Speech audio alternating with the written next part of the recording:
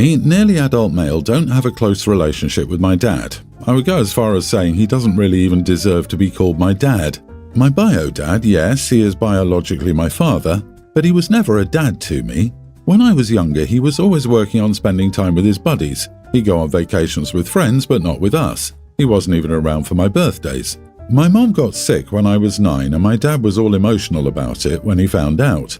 He wasn't around when she was diagnosed, so he was the last to find out, but he didn't change. He became distraught when she died a year later.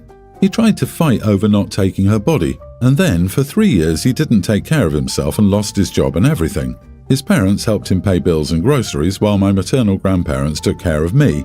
He wasn't around. He wasn't a good dad. He mourned Mom and pleaded for forgiveness, but never took the time to be a better dad.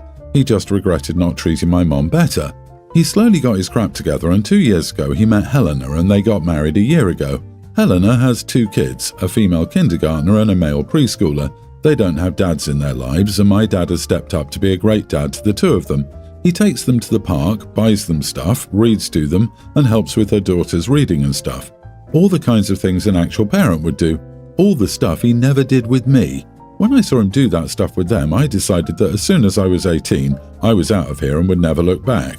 I don't care if he changes now. I won't ever be okay with him being a good dad to those kids who aren't his before he tries with me. The only reason he started reaching out is because Helena's daughter wanted me to be her brother and sort me out. So I avoid being around. The few times I was around and she asked me to do something, I said no. She'd get upset, so Dad would try to invite me along, and when it didn't work, he suggested we have boys' nights with Helena's son. Then, 2 weeks ago, Dad and Helena told her kids to invite me to a sibling movie night, and when the kids were out of earshot, I told them they were not my siblings and I was not theirs.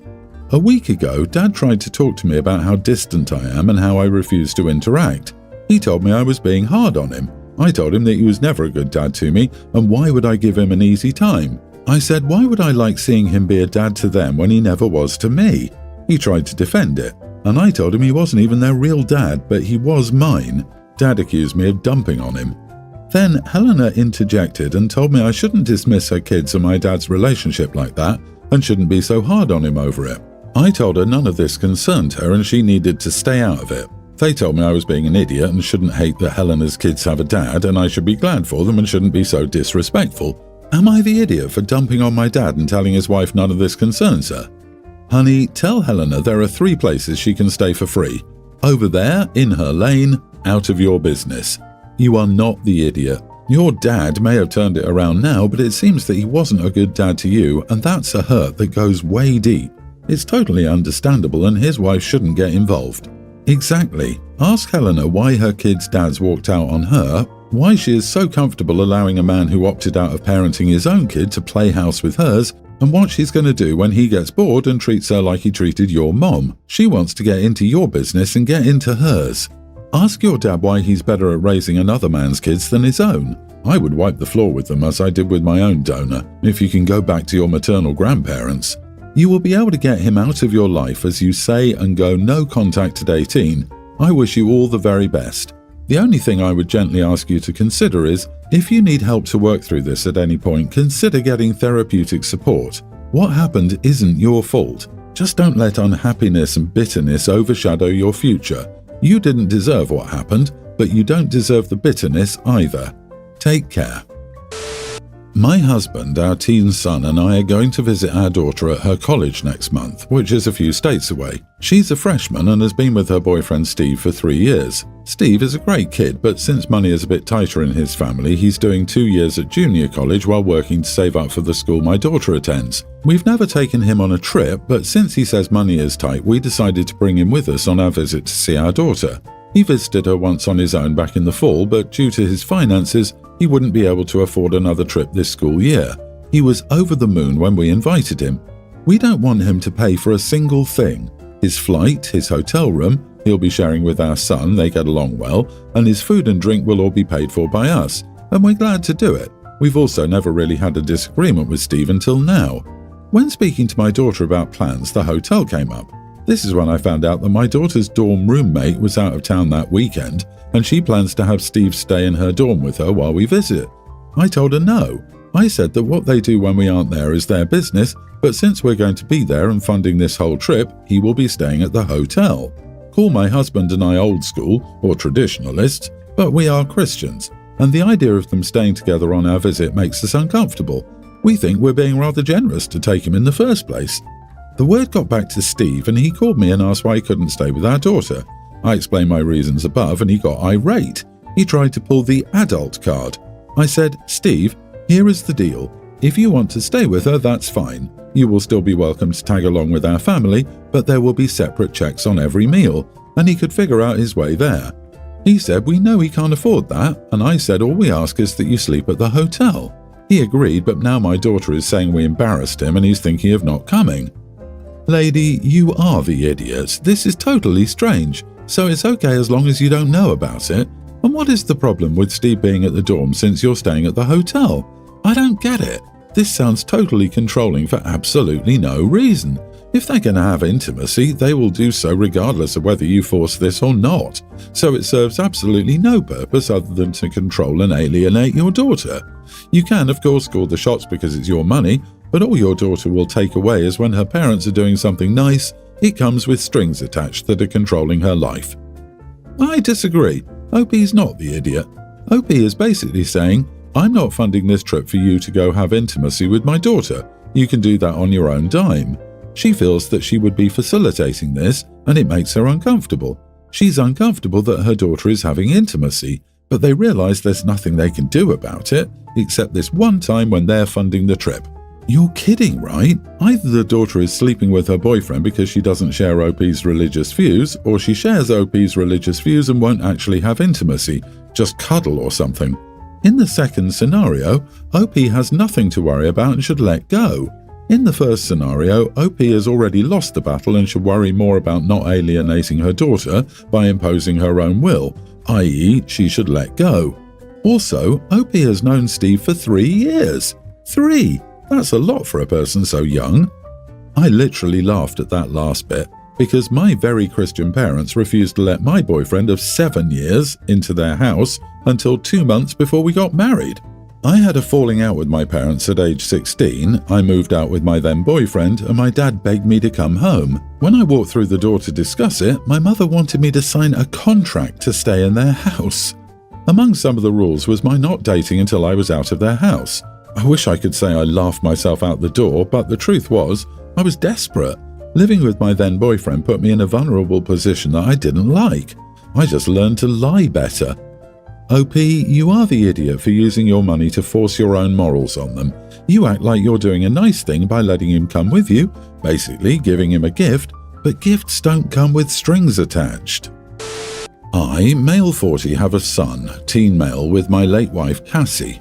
Cassie died when our son was 5. She was given a large sum of money before her death because her death could have been preventable, but her medical team was negligent. She used the money to clear any medical debts and pay for her funeral, and the rest went into a savings account for our son. I've saved since, but not as significantly as the money already there from Cassie. I remarried when my son was 11. My current wife, Andy, has a daughter who's now a tween. Before we ever got married, we'd discussed finances, the kids, and how our blended family would work. We spoke about savings for our kids. My stepdaughter has hardly any because her father cleared it out during his and Andy's marriage and refused to contribute to it again, so she started a new one. Andy was aware my son had a lot of money in his, but she doesn't have access to his and I don't have access to my stepdaughter's. We felt it was better to keep saving individually for our bio kid, and we agreed not to interfere, but everything else is together, so paying for medical stuff, household stuff, extracurricular stuff, etc. Everything with that was fine until September. The brief description is my stepdaughter was born with some medical problems. These problems required daily meds and surgery on occasion. In September, my stepdaughter had surgery that went badly and created more problems. Andy found my stepdaughter a new doctor. This new doctor discovered a further complication which required a new and costly medication in the short term and extensive surgery to correct. The surgery costs a lot, but we would pay it off eventually. This was when Andy suggested asking my son if we could pay the cost directly from his savings. I told her no. She told me if I explained that it needed to happen and he would still have plenty, it wouldn't be an issue. I told her it would be and that money was for my son, not for us, not for anyone but him. Andy went and asked my son anyway without letting me know. He told her no and she raged at me, which is how I found out. I told her she crossed the line. She told me it's easy for me to say when my son isn't the one living with medical problems. I told her that I didn't give her the right to ask my son, who is still a child, for money. Things got so heated that my son and I moved out because Andy and I did nothing but fight, and she then went on to say some crazy stuff like my son hates her daughter and wants her to die. Andy's parents have interjected now and called me out for refusing to alleviate the stress of medical bills for Andy and my stepdaughter by taking the money I did have access to. Andy also said I showed how little I care for my stepdaughter. I told her we were still going to pay it, so I don't know what she's talking about, but she and her parents called me an idiot. I'm still furious she went to my son and asked for money after I said no. Am I the idiot, though? Not the idiot. This is your son's money. She has no right to use it, and yes, she crossed a line, a big one, and even more for saying your son doesn't care about his stepsister. This money is from his late mother. Andy should go after her daughter's bio-dad and call him selfish for not paying. Maybe even take him to court for this, as he should pay child support and so on. Would give Andy an ultimatum. Either she apologizes to you and your son for crossing this line, or you are done.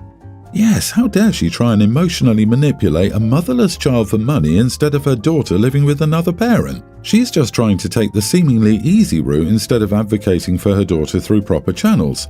Lord, of course it's easier for her to harass a child instead of taking bio-dad to court.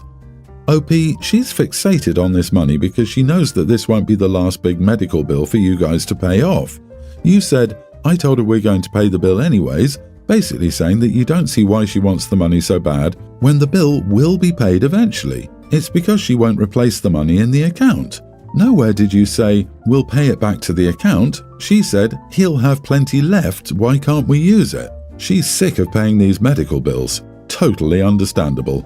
She wants a free handout that isn't hers to accept or request. She could try suing her ex for child support or the doctor for malpractice, or even negotiating it down with the hospital. I guess it's time for the grandparents to empty some savings, or do they not love their granddaughter? But she didn't even bother exhausting any of those avenues. I hope you have that money legally protected somehow from a divorce or theft.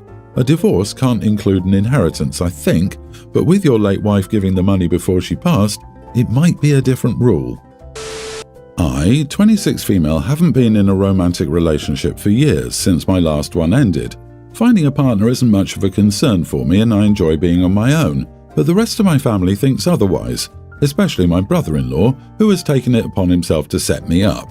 He's the kind of person who believes that marriage should be above anything else in life, and I'm wasting mine away.